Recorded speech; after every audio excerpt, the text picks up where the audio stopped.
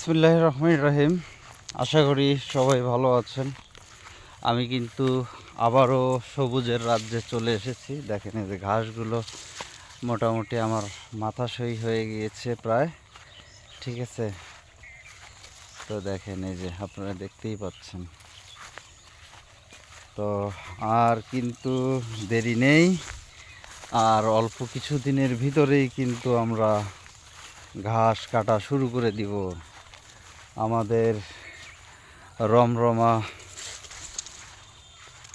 পরিশ্রমের যে লক্ষণ সেটা শুরু করে দিব।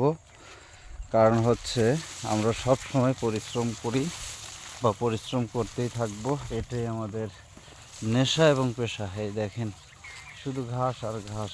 মার্শাল্লাহ, এবার আমার ঘাসের জমি অনেক সুন্দর হয়েছে। ধন্যবাদ সবাইকে।